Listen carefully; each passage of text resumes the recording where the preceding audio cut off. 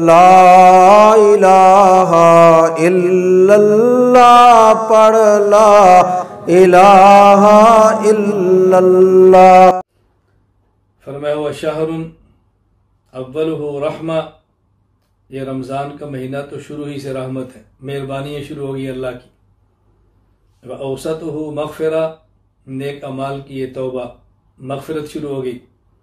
وآخر یتقم من النار، جب اعمال کی یہ توبہ کی تو اللہ جہنم سے آزادی دے دیں گے، آخری اشرہ جہنم سے آزاد کرنے کا ہے۔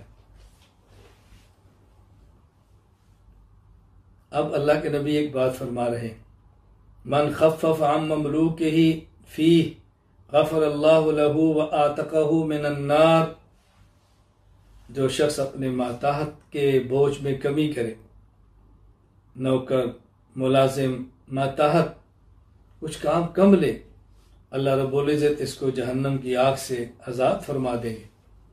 اس لیے اس کا خیال کرو، 8 گھنٹے کی بجائے 6 گھنٹے کر دو، تنخواہ میں اضافہ کر دو، مشقت میں کم کر دو، کمی کرو۔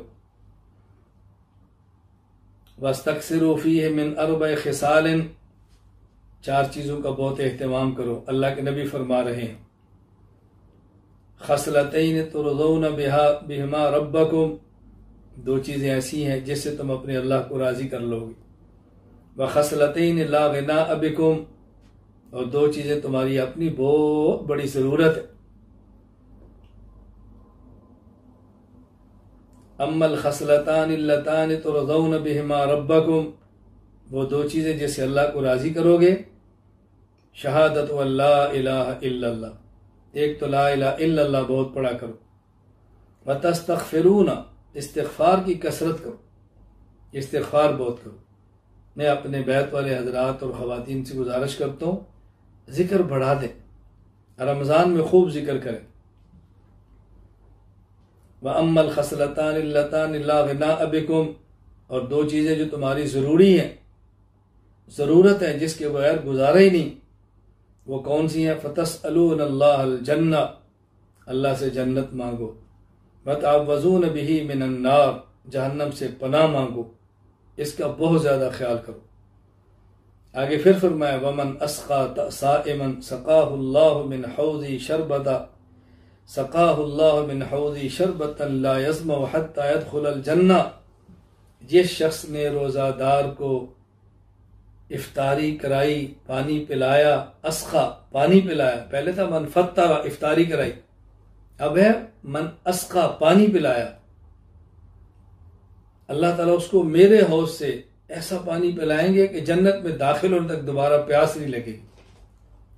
یہاں 2 باتیں سمجھ لیں، اس پوری حدیث مبارک میں رسول اکرم صلی اللہ علیہ وسلم نے سحری کی ترغیب نہیں دی، افطاری کرانے کی ترغیب دی ہے۔ سمجھ لیں وجہ، اس لیے کہ عام طور پہ سحری لوگ تھوڑا پانی پی کر بھی کر لیتے ہیں، کوتاہی ہو جاتی ہے، اور افطاری کی ہوتی ہے، رات کو پانی پیا ہوتا ہے، خوراک کھائی ہوتی ہے، سحری کی ضرورت بھی کم محسوس ہوتی ہے، لیکن پورا دن مسلسل بھوک اور پیاس کی وجہ سے افطاری کی ضرورت بہت زیادہ محسوس ہوتی ہے، اس لیے آپ نے ترغیب افطاری کی دی ہے۔ یہ نہیں کہ سحری پر اجر نہیں ہے، اجر سحری پر بھی ہے، لیکن ترغیب زیادہ افطاری کی اس لیے کہ اس کی ضرورت بہت زیادہ ہوتی ہے۔ یہ بات ایسی ہے کہ سمجھانے کی ضرورت نہیں، میں بھی محسوس کرتا ہوں، آپ بھی محسوس کرتے ہیں۔ دوسری بات، نبی کریم صلی اللہ علیہ وسلم نے افطاری کا پہلے بھی ذکر کیا، حدیث کے آخر میں پھر ذکر کیا۔ پہلے فرمایا من فطر صائما، جس شخص نے روزہ دار کو افطار کرایا روزہ، اللہ روزے دار کے روزے کے برابر افطاری کرانے والے کو بھی اجر دے گا۔ صحابہ نے پوچھا ہم میں سے ہر شخص کے بعد اتنے پیسے نہیں ہوتے کہ افطاری کرائے؟ آپ نے فرمایا کھجور کا ٹکڑا کھلا دے، پانی کا گھونٹ پلا دے، لسی کا گھونٹ پلا دے، تو وہاں کھانے اور پینے دونوں کا ذکر تھا۔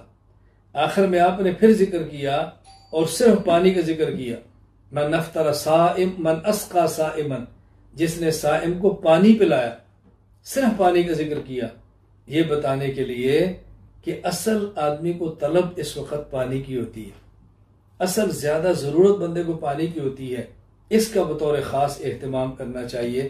تو رسول اکرم صلی اللہ علیہ وسلم نے ارشاد فرمایا کہ رمضان کا مہینہ آیا ہے اور چھا گیا ہے، یہ عظمت والا ہے، برکت والا ہے۔ پھر اللہ کے نبی نے اس برکت کی صورتیں بیان فرمائی ہیں۔ اس میں ایک رات جو 1000 مہینے سے بڑھ کر ہے، اس کا ایک فرض 70 فرض کے برابر ہے، اس کا ایک نفل غیر رمضان کے فرض کے برابر ہے۔ اس میں افطاری کرانے پر اللہ تعالیٰ جہنم سے آزادی دیتے ہیں، اس میں افطاری کرانے پر اللہ حوض کوثر کا پانی دیتے ہیں۔ یہ رسول اکرم صلی اللہ علیہ وسلم نے ترغیبات دی ہیں۔ میں آپ حضرات سے گزارش کروں گا رمضان مبارک میں دن کے روزے کا اہتمام کریں، رات 20 تراویح کا اہتمام کریں، تراویح میں قرآن کریم سننے کا اہتمام کریں، حفاظ سنانے کا اہتمام کریں، صدقات کا اہتمام کریں، گناہوں سے بچنے کا اہتمام کریں، ذکر کی کثرت کریں، استغفار کریں، اپنے کاموں کو کم کر لیں، باہر کے ماحول سے خود کو بچائیں، اپنے آپ سے رخ پہ لگائیں۔ یہ رمضان شاید زندگی کا آخری رمضان ہو، نہ معلوم دوبارہ رمضان ملے یا نہ ملے۔ غم خاری کریں، محبت کا اظہار کریں، اللہ کی طرف رجوع کریں۔ تو میں نے استقبال رمضان کے حوالے سے رسول اکرم صلی اللہ علیہ وسلم کا ارشاد نقل کر کے اسی کا ترجمہ مختصر تشریح کی ہے۔ اللہ تعالیٰ مجھے اور آپ سب کو عمل کی توفیق عطا فرمائے۔ وآخر دعوانا الحمد للہ رب العالمین۔